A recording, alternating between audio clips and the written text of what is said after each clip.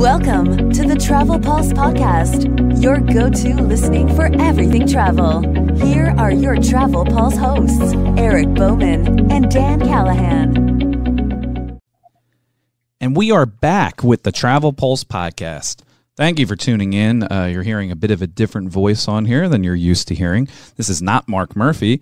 This is Dan Callahan. I work TravelPulse alongside a co-host here, Eric Bowman. Hey, Dan. Good to be on, man. Dan, the digital man. Don't sell yourself short there, bud. Yeah, Dan, the digital man here. I work in the marketing, business development side of things here at TravelPulse. And Eric, what is it that you do? I am the managing editor of TravelPulse.com. So if you go to TravelPulse.com and check out the content that's up on our website, I have a hand in most everything there. So, yeah. Eric is the one that brings you all the news, content, everything you see on Travel Pulse here, and we are taking over the Travel Pulse podcast now.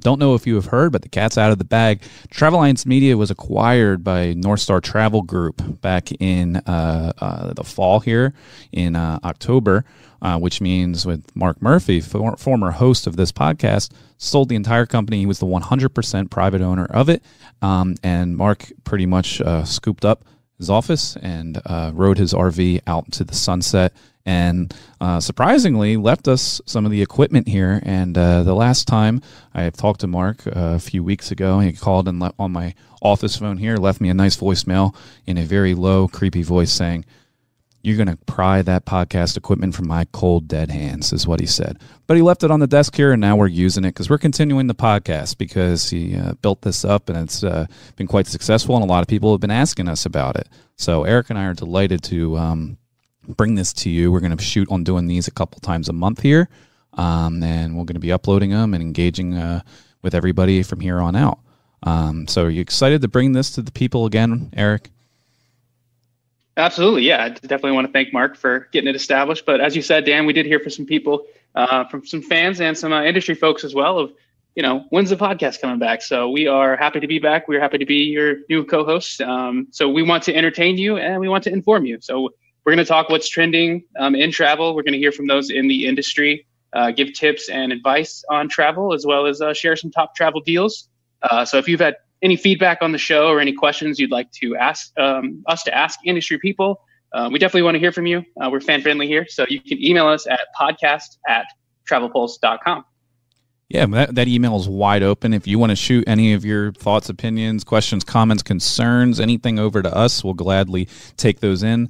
We know that Mark was very big on the incentivized reviews and other types of giveaways he would do on the podcast, which we will get back into the form of doing. I don't know. I mean, Eric and I aren't authors and don't have signed books or hats or things like that. We do not have the Mark Murphy bankroll, which is okay, but yeah, when we get into 2020, we will explore further options on that. So you just have to listen and yeah, and you know what I think would be a decent idea? Instead of giving away any of Mark's merchandise that he had on the travelforward.store website, I think without his own knowledge, we could just give away experiences with Mark Murphy. Like, you want to take a ride in his RV, I'll just give you his address and we'll send you to Florida. That would be great, and he'd be pleasantly surprised by that. I think he'd be on board.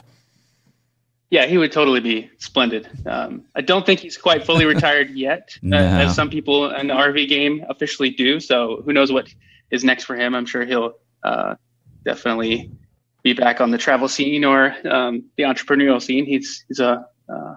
I don't know if he would be thrilled about you sending people to his address there. Yeah, Dan, we'll see what happens. It would make for a funny, it would make for a funny clip for sure. So, Exactly. Get that camera, Mark. Yeah. Get the camera ready, Mark. Yeah. The people are coming.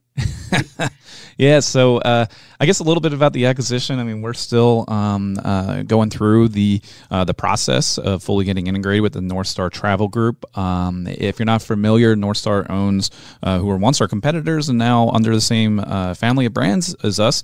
They own TravelWeekly.com. They own Travel Age West.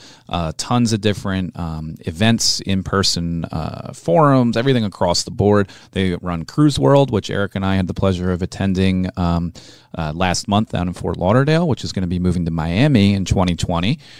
So it's a big cruise event. They run tons of in-person events, things like that. And so we're glad to be blended in with them. So we'll see a lot of collaboration on that side. So definitely more going into 2020 as well. And I think Eric outlined here a very good plan for the podcast here. Again, we're wide open, fan-friendly email there. If you want to shoot anything over to us, we'll get some incentivized things going. And I think from here, we're just going to get right into the flow of what we want to talk about on here. Eric, since we're at the end of the year here, wants to talk about some of the top stories that have been talked about this year in travel and within the industry. Eric, take it away with some of the top stories you had. Yeah, so on TravelPulse, we're all about, what's trending now. So as Dan mentioned, at end of the year time now, we want to look back and kind of do year-end review. And I think one of the big major players here as far as what was trending year long was President Trump's travel impact. You saw it in multiple ways this year. First and foremost, it was the beginning of the year. If you can remember back as far as then, as it has been kind of a long year. But the government shutdown, it ended in January. Towards the end of January, actually, it meant around 800,000 people got to go back to work, which also meant the TSA lines weren't as hectic. So you had, while employees weren't getting paid there, a lot of them were calling in sick and creating a little bit of havoc at the airports, and national parks also were getting less people attending. They were shut down, and that actually happened while we were at the New York Times Travel Show. Dan was leading a show, a forum, I guess. What would you call it? You're up there talking. I was on a panel. Panel. That's the word I was looking for. Yeah, I was getting tons of emails and messages from my team that was happening. So I kind of had to dip out. I was there listening and showing support for Dan, the digital man, and kind of had to dip out a little early there to handle that crisis. But that was kind of the first thing that really jumped out at the beginning of the year. And then from there, as we kind of go on through on the calendar, the Boeing 737 MAX was grounded officially in March of 2019 after a few other countries first were on the decision to ground it. And then Trump jumped in on that after the horrific crash, the second time that the airline had crashed. And it turns out that after some investigations, several of the safety inspectors who developed the pilot training standards for the FAA were actually unqualified. So that was just horrific. The story just continued on throughout the year as far as delays and pushing back and everything. Southwest, United, and American Airlines all took the major hits there as the U.S. airlines that use the aircraft. And currently right now, it's not scheduled to return until March of 2020. So Dan, if it does come back in March of 2020, they have been pushing it back. We've written a lot of stories about when it got pushed back to October, then it got pushed back to December, then January, now March of 2020. Dan, I want to know, would you fly on it when it returns?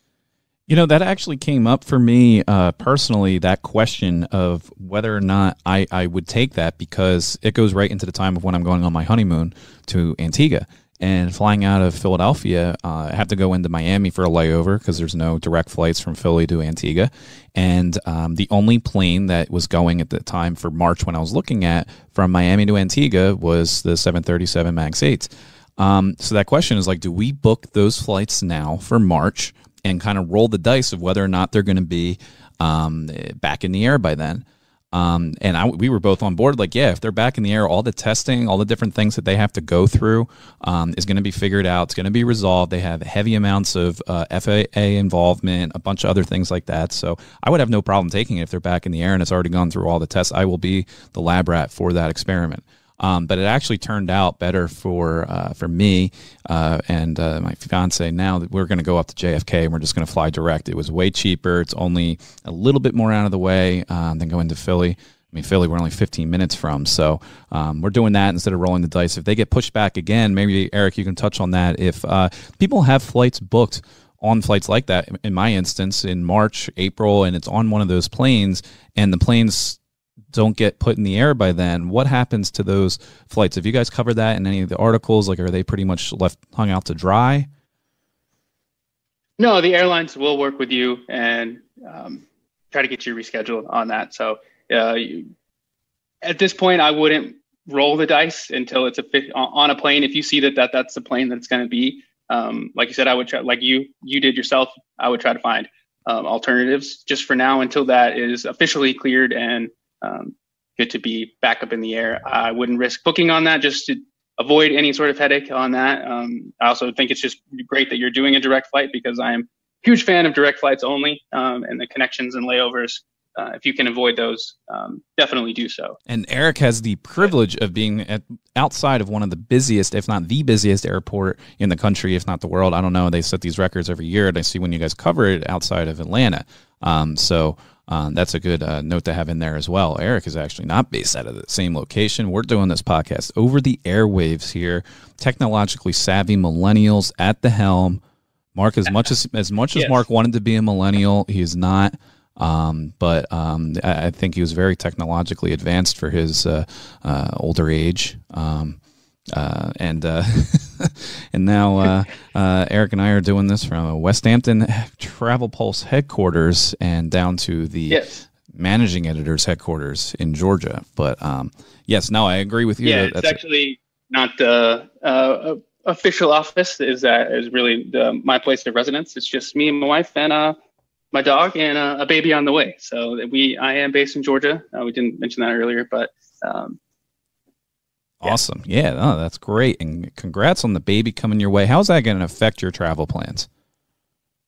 Well, at the beginning of the year, our baby is due, baby girl, which I'm really excited about, is due in January of 2020. So we'll be traveling anywhere for a little bit there. I still have a talk to have. I will try to get to the Travies in February of this year, which if you're listening and familiar with the Travies, they are in February this year as opposed to the regular January. So my first, that might be my first trip post birth of the baby. But outside of that, it'll be just kind of no travel there for a little bit until I get a little more comfortable in terms of going out regularly on scheduled trips and everything. I think for 2019, I averaged I was traveling once a month, sometimes twice a month, for work, for pleasure as well. So we're big travelers here. Okay, awesome. Well, yeah, so I mean, those were some of the top stories. I mean, you saw on your end. I mean, there's tons of stories, and obviously you're covering every single one there. We have limited time on here and keep people engaged in a podcast too. But if you have any other stories that you thought were some of the top or at least affected your business, or that you talked a lot to clients about, if you're an agent or if you're just a traveler that likes to listen and travel stuff, what was some of the bigger stories that got you excited about travel? Anything like that? Shoot us over to that email. It's a podcast@travelpulse.com. And I'll let you in on my side of things as well, of being able to see some of the traffic that comes into the site day in, day out. Some of the stories that we saw on our side that really caught a lot of traction from people all over the world. Number one actually happened in the very beginning part of the year in January into February, was with the opening of the Florida Keys' first all-inclusive resort. That story, when it hit, it really hit. That blew up on Facebook. And shortly thereafter, and I know we had covered it and talked about it, they caught fire, and they are now planning to reopen on December 19th. So it was a very big story. Florida Keys' first all-inclusive. I know there's obviously it's the first one down there, but there a lot of people were like, well, should we stay in the States to go to an all-inclusive? Does it make more sense to go international to somewhere in the Caribbean, get a little more experience that way? So that definitely caught a lot of people's attention far and wide. All-inclusives are blowing up, man. They're huge. Like you said, the Caribbean is the premier spot for that. But to have more showing up in the States, and especially in tropical destinations, like the Florida Keys, there definitely drew a lot of interest. And we made sure to hit that in multiple ways. So like you said, it opens up December 19th. And if you are going to that, let us know. We would love to hear from you. Yeah, awesome. And one of the other stories, too, that this one wasn't just in a short time frame like the Florida Keys one. The Florida Keys one was probably over the course of a couple of weeks, got some traction outside of that. But consistently throughout the year, one of our slideshow pieces we put together, not only they go pretty far and wide there as well, but it was called the 30 Safest Places to Travel in 2019. And I'll mention a couple of the places in here. that were some of the safest for this year. Japan, Slovenia, Iceland. I know they have a ton of tourism. Every time I open up Instagram, I swear somebody I know or that I follow is in Iceland. That's a hot destination right now, especially a good stopover on the way over to Europe if you're on the East Coast. I know they have a lot of over-tourism they have to handle there as well, but nonetheless a very safe destination, as well as New Zealand. And obviously this was put out well before a volcano erupted there yesterday, which I know there was some deaths and injuries and stuff. Obviously a very smaller part of New Zealand on an island there, but overall, I think when we were talking about safety, this was more based on, do you think, like a crime type of stuff and not so much natural disasters, right, Eric?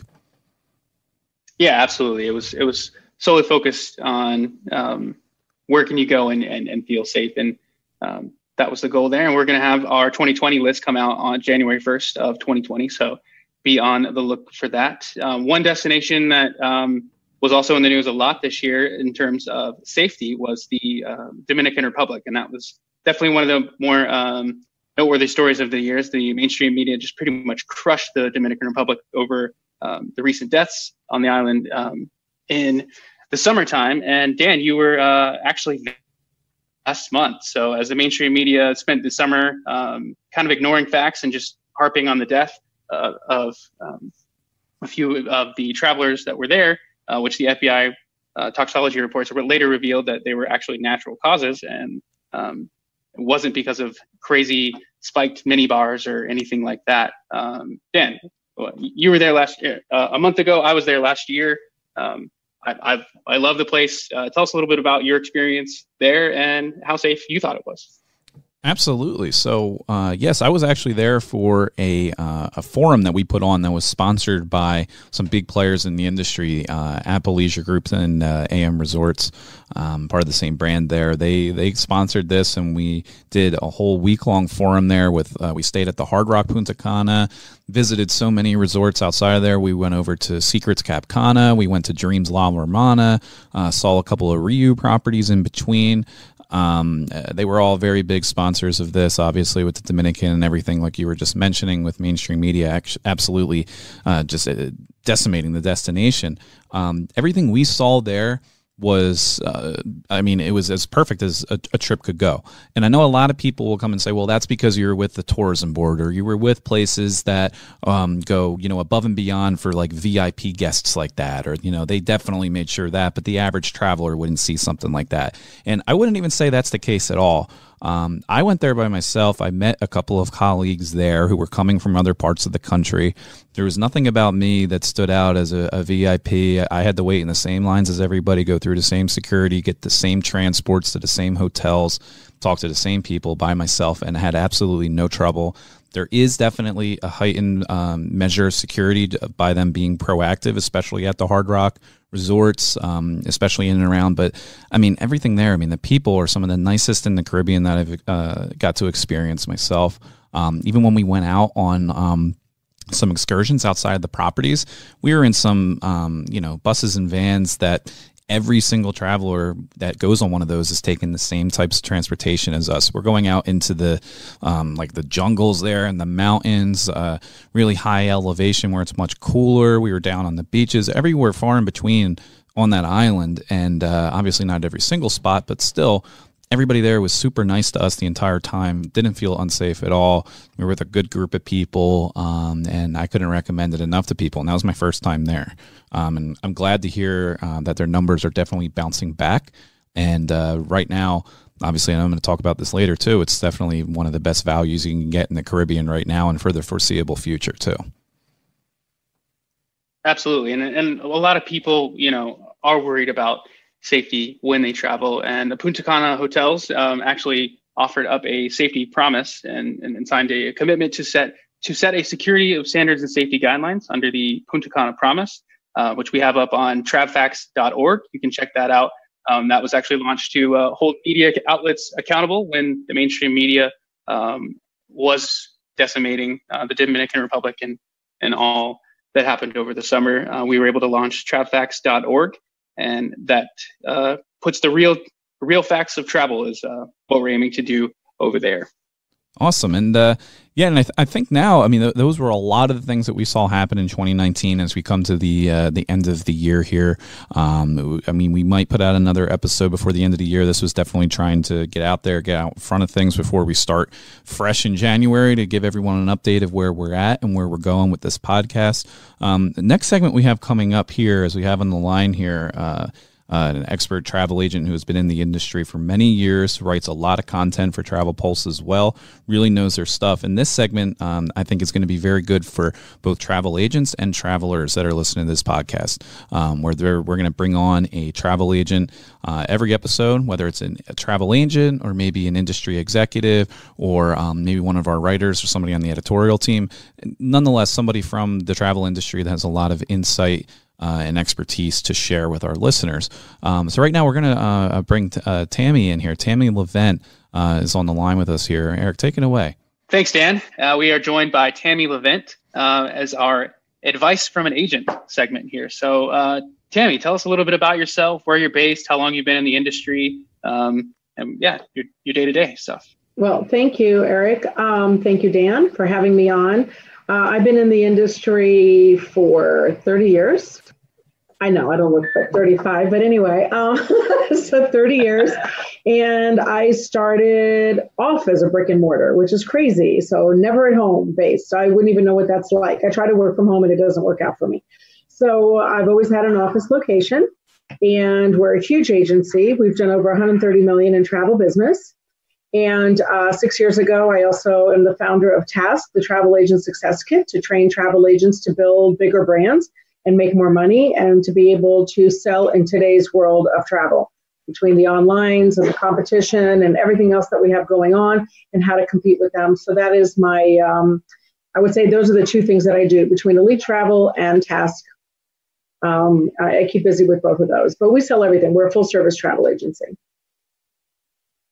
And you've been traveling for quite some time now. So I just want to know what advice, as we enter now, as we get ready to enter into a new decade here, what advice would you give to travelers for 2020 and beyond? The one thing that I would definitely advise is to use a travel agent. And I know a lot of people say, well, I do it on my own. And if they've been booking on their own at one time in their life or another, you know that they do not get the customer service that they need. So that's one thing that I tell them, and to go with an agency that offers a price match guarantee. So this way, you're not losing anything if you think that they're charging more, but you're getting the customer service to make sure that someone is there for them. And more than likely now, we're probably going to be less as travel agents in price than what you're used to paying online. If you notice that onlines have changed their model and they all now say price match guarantee. Well, why would you say that if you're supposed to be the lowest? We were always competing with them with that. So now that's what I really give as the number one advice to travelers is to definitely use a travel agency or to get quotes from a travel agency, getting the most customer service. And Tammy, would you be able to touch on, I wanted to jump in with, I know a lot of travelers, a lot of people I talk to about agents is like, well, I have to pay more for agents anyway. And I know a lot of people saying, well, do you have to actually pay an agent or agents make money off commission? Would you be able to touch on that for travelers that don't know the inner workings of that and how that works? And Sure. Well, basically, a travel agency should not cost you anything. I know that there's a lot of agents out there that charge fees and planning fees. Personally, if they were going to plan something maybe more concierge level, I understand that. But if it's a basic trip and we're going to Cancun and this is the hotel, there's no reason to charge a planning fee because travel agents make their money and they make a percentage of commission off of the hotels and everything that they sell. So that's how we get paid. We get paid on the back end. So it should not hinder you in your rate or the cost of using a travel agency at all, ever. If somebody says to you, I'm charging you a fee to plan a cruise or to plan a trip to Cancun, I say hang up and call the next one that's not going to charge you a fee. If someone's going to charge you a fee because you have a 3-month vacation, which by the way, I'm planning on now, the back roads of Greece and it's entail time and consumption and everything else that I need to do, it's a little different. Definitely. Gotcha. Okay, great. Yeah, that's great insight. So I think a lot of people who might be listening that aren't using travel agents can take that to heart. So for those travel agents that are listening, Tammy writes the agent to agent column on TravelPulse. So you can check that out, travelpulse.com, agent to agent. She provides tips and advice for all you agents and advisors out there. And Tammy, I want to know, how do you think travel agents have changed in the last decade? And what would be your advice you would give to agents and advisors on how to be successful in 2020? Well, they've changed a lot because they have to comply with what other people were doing. So they had to step up their game. Do you know what I mean? They can't be sitting at home anymore waiting for the phone to ring because it's not working that way.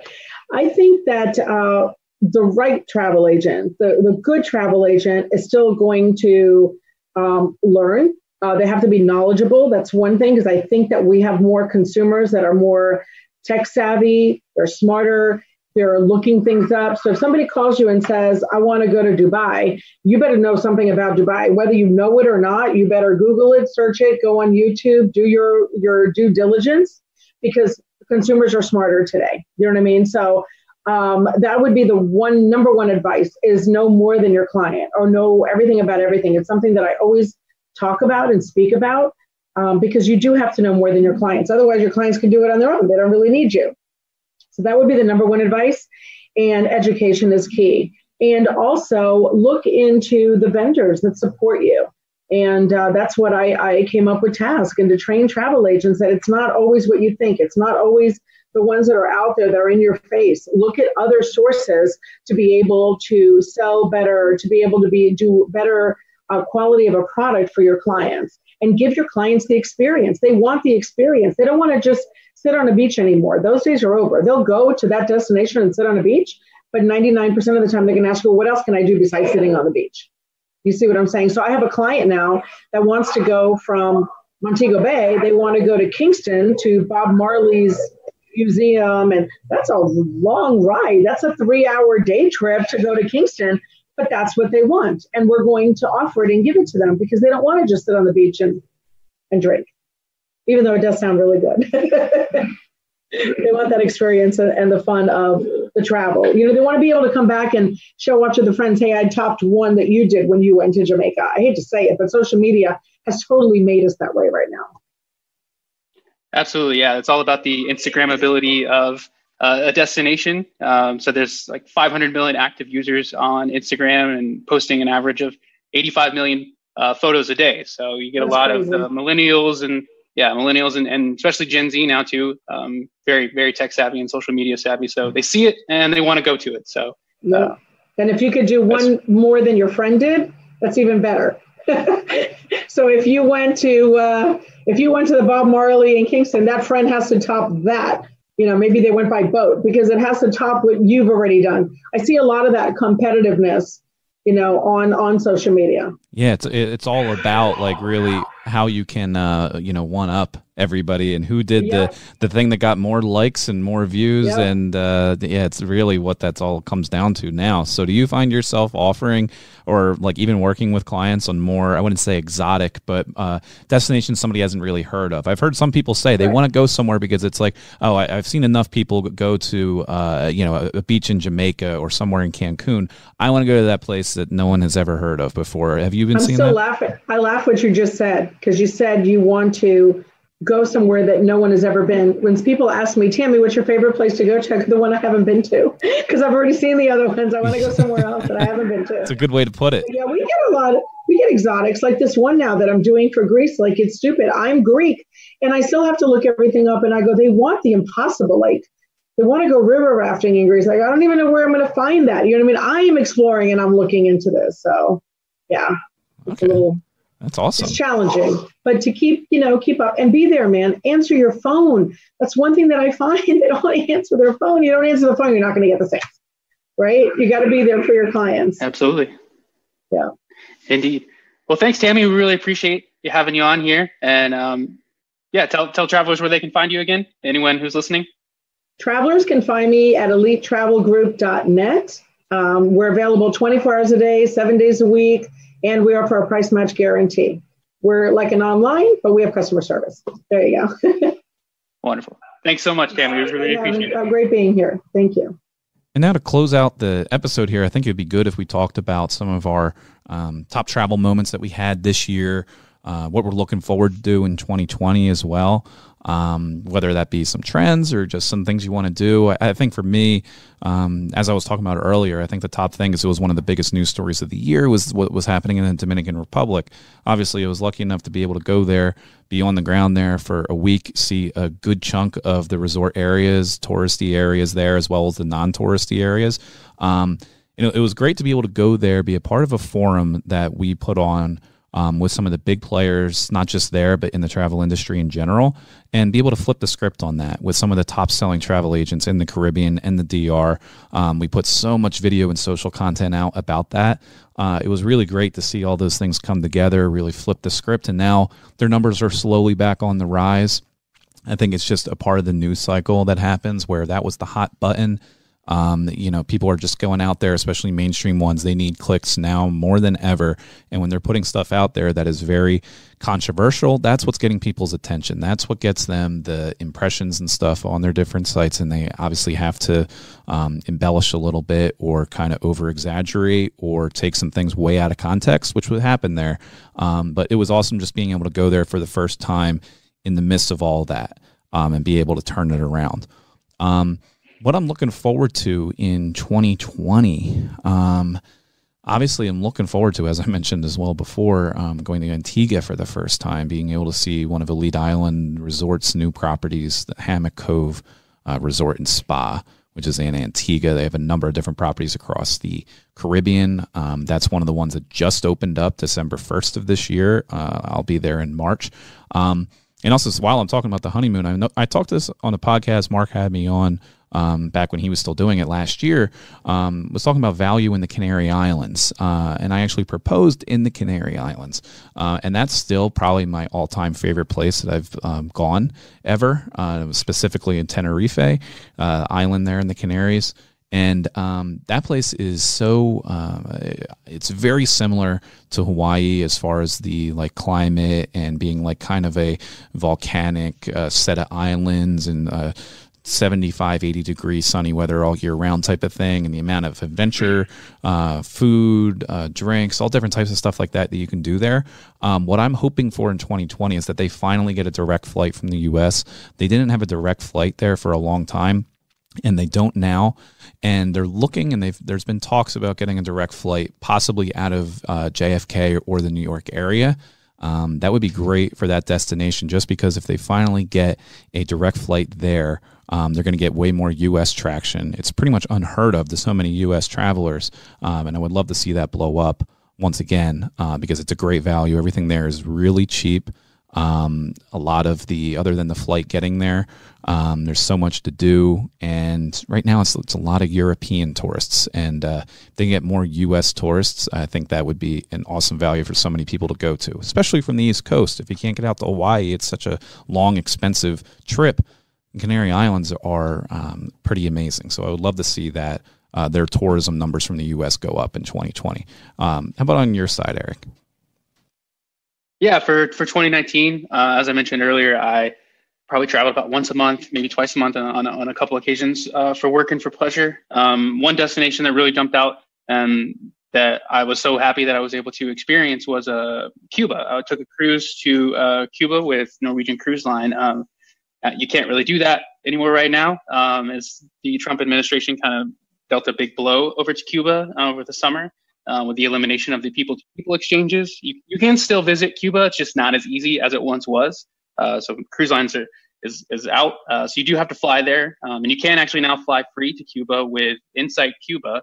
We have an article up on that on TravelPulse. You should look further into before the end of the year if you are thinking about going to Cuba in 2020. It's still possible. It's doable. The people there really need people to the locals there need people to travel there. So if you can find a way to fly into Havana and enjoy that. I also visited the Pacific Northwest for the first time in 2019. So Portland and Seattle, had a great time. If you love food and you're big on food and wine, I cannot recommend Portland enough. I ate my weight times 2 there probably. It was a smorgasbord of delicious treats all along the way. So I really loved that. And I also got to be fortunate enough to go to the Hard Rock Los Cabos grand opening in October, at the end of October, which was a phenomenal event. Brand new resort. So if you are worried about safety or anything like that, Los Cabos, not an issue. Go to Los Cabos. It's an area that is definitely trending and blowing up big. And if you want to stay at a brand new spot, Hard Rock Los Cabos is where it's at. For 2020, I am looking forward to traveling, as a dad, and bringing a baby and all the experiences that happen on a plane with a baby. So I'm going to be that dad, and I'm going to apologize now to anyone listening that I happen to be on a plane with at all in 2020. I'm probably going to be that dad. So tough cookie. That's the way it is. I'm looking forward to that. And I guess a travel resolution that I'm looking to do more in 2020 is kind of reduce the plastic use from my travel, and hopefully be an advocate to reduce that for others as well. So I love the earth that we're on. I love visiting new places. So definitely want to keep this earth in a good place. That's all good stuff there. I think those are some good stuff to look forward to, especially some great experiences in 2019 as well, and some even better ones coming up in 2020 there for you. And hopefully the goal of this podcast would be to help enhance those types of experiences for everybody listening, whether it's an agent or a traveler. Agents can pass this stuff on to their clients, and travelers, you can just go out and do it yourselves or go through your trusted travel agent. But yeah, this is a pretty good example of what you can expect from the podcast going forward. We're definitely going to get in a good groove here and pump out the episodes as much as we can, but we're wide open to feedback, as we mentioned earlier. The email, if you want to shoot us a message, is podcast@travelpulse.com. Wide open to any questions, comments, concerns that you may have. If you want us to pass something along to anybody in the industry or get some insights or questions about stuff, we'd be glad to try and navigate that. Also, leave a review. Let us know what you think of how we're doing on here. And we're wide across any of the different platforms you like to listen to podcasts on, whether it's Spotify, Apple, Stitcher, TuneIn, Google Play, whatever you got. We're on there. We hope to see you in 2020. So thanks for tuning in.